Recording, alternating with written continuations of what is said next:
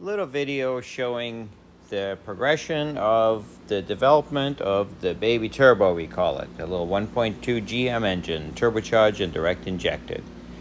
Here we are removing a 130 horsepower engine from our 650 airplane, and here is the new engine already mounted.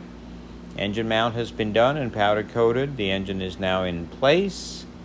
We're fitting engine mount, showing some details here of the two aft engine mounts.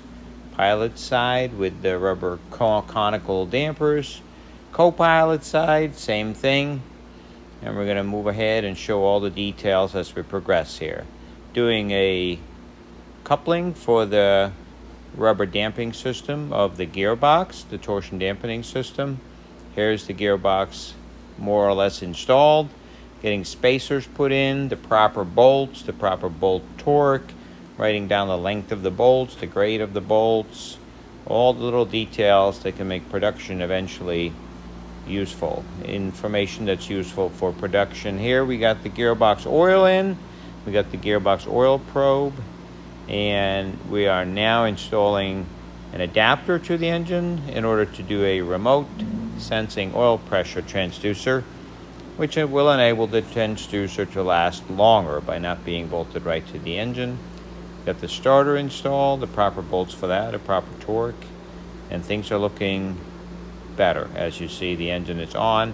More and more details, alternators being fitted, all the spacers for that, the belt and the idler pulley and the bracketry for that, all going together and documented with bolt lengths, belt type, torque values, so forth and so on.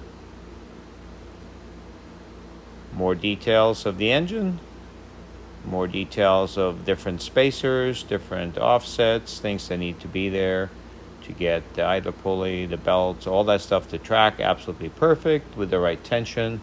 The engine does have a hydraulic tensioner for the belt, which we like. Here's the remote oil pressure transducer mounted, and the hose going to it. It goes right behind the intake manifold and right down to the adapter in the engine. Also a clear view of the alternator, the type of belt, and the part number of the belt. We're fitting the turbocharger to the pilot side of the engine, and we're going to continue with more details of that tomorrow.